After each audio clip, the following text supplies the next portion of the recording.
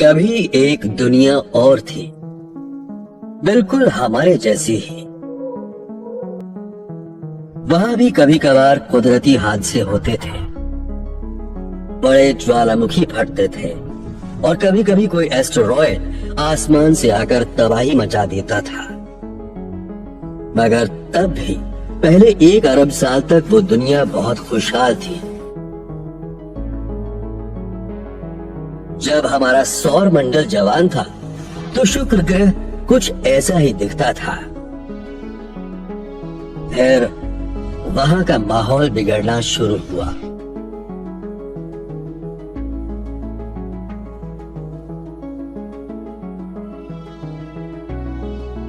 शुक्र ग्रह जो कभी किसी स्वर्ग जैसा लगता था, एक नर्क में तब्दील हो गया। एक मामूली सा संतुलन बिगड़ने से ये स्वर्ग नर्क में बदल गया। इतना मामूली कि आप सोच भी नहीं सकते। एक बार चीजें बिगड़ना शुरू हुई तो फिर सुधर नहीं पाई। ये है शुक्र ग्रह, हमारा सबसे नजदीकी पड़ोसी। आज ये ऐसा दिखता है।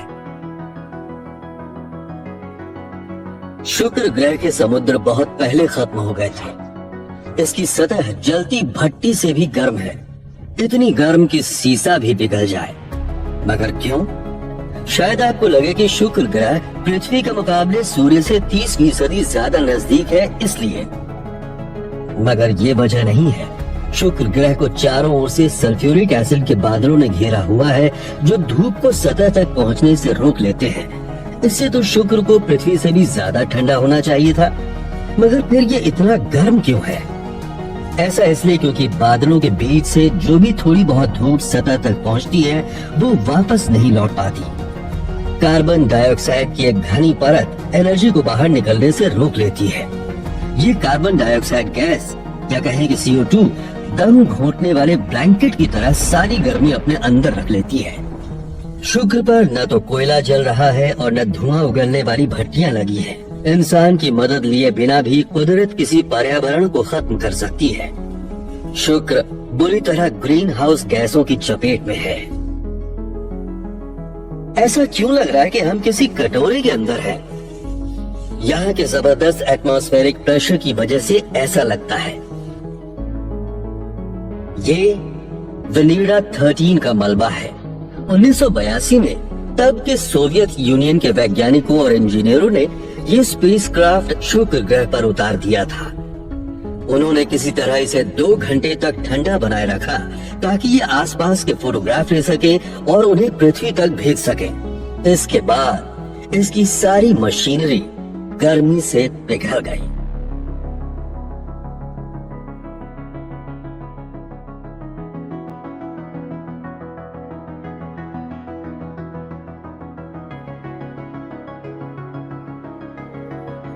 शुक्र और पृथ्वी दोनों के पास शुरू में एक जितना कार्बन था, मगर दोनों बिल्कुल ही अलग अलग रास्ते पर चल पड़े और इन दोनों ही कहानियों में कार्बन का किरदार सबसे अहम था। शुक्र पर तकरीबन सारा कार्बन गैस के रूप में था, कार्बन डाइऑक्साइड के रूप में वायुमंडल में, जबकि पृथ्वी पर ज्यादातर कार्बन कई युगों तक कार्बोनेट चट्टानों की तिजोरियों में बंद रहा। जैसे कि ये डोवर की मशहूर सफेद कगारों का एक हिस्सा जो इंग्लिश चैनल के किनारे है। किस ताकत से ये कमाल की चीज बनी होगी। ऐसे जीव ने जो सुई की नोक से भी 1000 गुना छोटा है, ऐसे लाखों जीवों ने, एक कोशिका वाले एल्गी ने, ज्वालामुखियों ने हवा में कार्बन डाइऑक्साइड छोड़ी और समुद्रों ने धीरे धीरे उसे सोख लिया। लाखों सालों के दरमियान सूक्ष्म जीवों एल्गी ने उस कार्बन डाइऑक्साइड को बहुत छोटे छोटे खोलों में बदल दिया। चौक या चूना पत्थर की मोटी परतों के रूप में वो समुद्र की तली में इकट्ठा हो गए। बाद में पृथ्वी की हलचलों ने समुद्र तल को ऊपर उठा दिया और ये बड़ी बड़ी कगारें बन गईं। दूसरे समुद्री जीवों ने कार्बन डाइऑक्साइड लेकर बड़ी बड़ी कोरल रीफ्स बना डाली। समुद्रों ने भी पानी में घुली CO2 को बिना किसी जीव की मदद लिए चूना पत्थर में बदल दिया। इसकी वजह से पृथ्वी के वायुमंडल में बहुत मामूली सी ही कार्बन डाइऑक्साइड गैस बची है, 1% के 300वें हिस्से से भी कम। जरा सोचिए, 10,000 मॉलिक्यूल्स में से 3 से भी कम। मगर इसके बावजूद इसी से तय होता है कि पृथ्वी बंजर रहेगी या हरी भरी। अगर पृथ्वी पर जरा से भी कार्बन डाइऑक्साइड न हो तो यहाँ बर्फ ही बर्फ होगी, और अगर इससे दुगनी हो जाए यानी 10,000 में 6 मॉलिक्यूल्स हो जाएं, तो यहाँ बर्दाश्त के बाहर गर्मी हो जाएगी और दूसरी बड़ी मुसीबतें खड़ी हो जाएंगी। मगर तब भी यहाँ शुक्र जितनी गर्मी नहीं होगी, उसका कोई मुकाबला नहीं।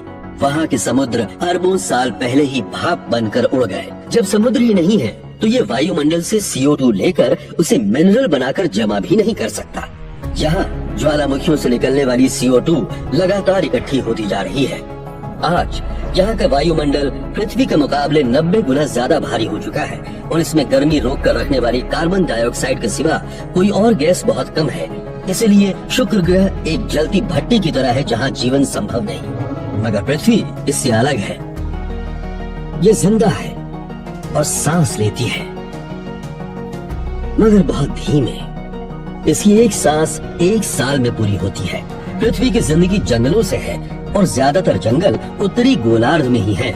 जब उत्तर में बसंत का मौसम आता है तो ये जंगल हवा में मौजूद कार्बन डाइऑक्साइड लेते हैं और बड़े हो जाते हैं और जमीन हरी भरी हो जाती है। इससे वायुमंडल में CO2 कम हो जाती है।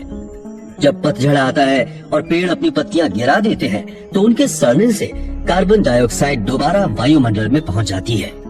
साल के दूसरे हिस्से में यही काम दक्षिणी गोलार्ध में भी होता है, मगर दक्षिणी गोलार्ध में ज्यादातर समुद्र ही है। इसलिए उत्तर के जंगलों की वजह से ही दुनिया में CO2 में होने वाला सालाना बदलाव तय होता है। करोड़ों सालों से पृथ्वी इसी तरह सांस ले रही है। मगर 1958 तक हीलिंग नाम के एक ओशनोग्राफर ने वायुमंडल में मौजूद कार्बन डाइऑक्साइड को सही सही मापने का तरीका खोजा। हीलिंग ने पृथ्वी के सांस लेने का तरीका पता किया, मगर उन्हें एक चौंकाने वाली बात भी पता चली। इंसान के इतिहास में पहली बार CO2 के स्तर में जबरदस्त बढ़त देखी गई थी और जो तब से लेकर अब तक जारी है। CO2 का ये स्तर उस दौर के मुकाबले बहुत ज्यादा है जब खेती और सभ्यता की शुरुआत हुई थी। दरअसल ऐसी बढ़त पृथ्वी ने 30 लाख सालों में कभी नहीं देखी। ये इतने यकीन से कैसे कह सकते हैं? इसका सबूत पानी में मौजूद है। पृथ्वी के पास गुजरे जमाने की बर्फ में लिखी एक डायरी है। क्लाइमेट साइंटिस्ट्स ने ग्रीनलैंड और एंटार्क्टिका के ग्लेशियर्स में बहुत गहराई से बर्फ निकाली है। बर्फ की इन परतों के बीच बहुत पुरानी हवा भी कैद है की मदद से हम पृथ्वी के वायुमंडल के पिछले 8 लाख सालों का रिकॉर्ड देख सकते हैं। इस दौरान कभी भी हवा में कार्बन डाइऑक्साइड का स्तर 1% के 300वें हिस्से से ऊपर नहीं गया, यानी कि 20वीं सदी की शुरुआत तक। उसके बाद से इसमें लगातार और तेजी से बढ़त हो रही है। औद्योगिक क्रांति से पहले के मुकाबले ये स्तर 40% से ज्यादा हो चुका है। कोयला, तेल और गैस जलाकर हमारी सभ्यता जितनी तेजी से कार्बन डाइऑक्साइड पैदा कर रही है, उस तेजी से पृथ्वी उसे सोख नहीं पा रही। इसलिए हवा में CO2 का स्तर बढ़ रहा है। हमारी पृथ्वी गर्म हो रही है। हर गर्म चीज से एक किस्म की रोशनी निकलती है जिसे आंखों से हम नहीं देख सकते। इसे थर्मल इंफ्रारेड लाइट कहते हैं। हम सबके अंदर से नजर न आने वाला हीट रेडिएशन निकलता है, अंधेरे में भी। इंफ्रारेड की रोशनी में पृथ्वी ऐसी दिखेगी। ये पृथ्वी की अपनी खुद की गर्मी है। सूर्य की रोशनी इसकी सतह से टकराती है। पृथ्वी इसकी ज्यादातर एनर्जी को सोख लेती है, जिससे वो गर्म हो जाती है और उसकी सतह इंफ्रारेड लाइट में चमकने लगती है। मगर वायुमंडल की कार्बन डाइऑक्साइड इस हीट रेडिएशन के ज्यादातर हिस्से को सोख लेती है और उसे वापस सतह पर भेज देती है। इससे पृथ्वी और ज्यादा गर्म हो जाती है। इसी सिलसिले को ग्रीन हाउस इफेक्ट कहते हैं। फिजिक्स के लिहाज से कहें तो ये एनर्जी फ्लो का हिसाब किताब है। इसमें कुछ भी गलत नहीं है। अगर हमारे वायुमंडल में बिल्कुल भी कार्बन डाइऑक्साइड न हो तो पृथ्वी बर्फ का एक बड़ा गोला बन जाएगी और हम भी खत्म हो जाएंगे। यानी थोड़ा बहुत ग्रीन हाउस इफेक्ट तो अच्छी चीज है, मगर ज्यादा होने पर इससे जलवायु गड़बड़ा जाएगी और हमारी जिंदगी तबाह हो जाएगी। ठीक है, मगर ये कैसे पता कि इसकी वजह हम ही हैं? हो सकता है खुद पृथ्वी की वजह से CO2 बढ़ रही हो।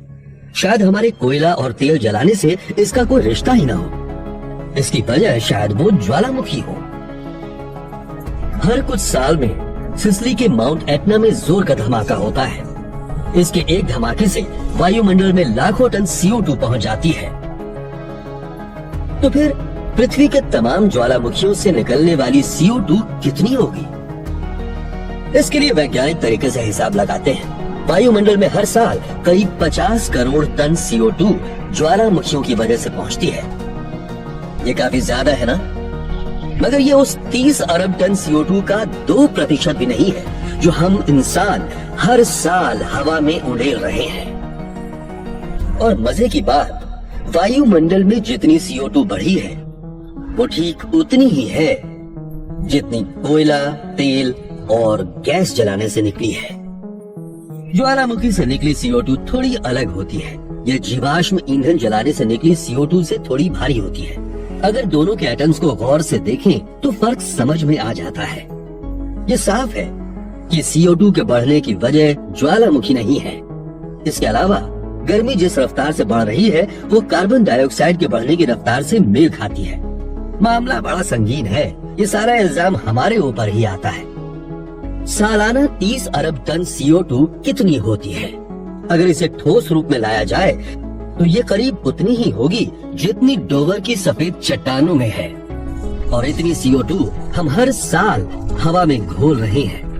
बदकिस्मती से हमारी सभ्यता जो कचरा पैदा कर रही है वो कोई मामूली चीज नहीं है। यह हमारी पृथ्वी का मौसम और जलवायु तय करने वाली गैस है। यही सब तय करती है। बुरी बात यह है कि CO2 नजर नहीं आती। अगर हम इसे देख पाते, अगर हमारी आंखें CO2 देख पाती, शायद कॉस्मोस में ऐसे जीव भी हों जो इसे देख पाते हों। अगर हमें वो सारी कार्बन डाइऑक्साइड दिखती तो शायद हम इसकी जिम्मेदारी भी ले लेते और वायुमंडल पर हो रहे इंसान के असर को समझ पाते। मगर दुनिया गर्म हो रही है, इसका सबूत चारों ओर है। सबसे पहले आप थर्मोमीटर्स को ही लीजिए। दुनिया भर के वेदर स्टेशंस 1880 के दशक से ही तापमान का भरोसेमंद रिकॉर्ड रख रहे हैं और नासा ने उस डेटा का इस्तेमाल करके एक मैप बनाया है जिसमें वक्त के साथ बदलते दुनिया के औसत तापमान को दिखाया गया है।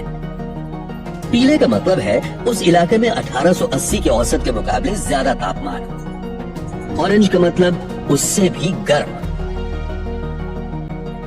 और लाल का मतलब सबसे ज्यादा गर्म।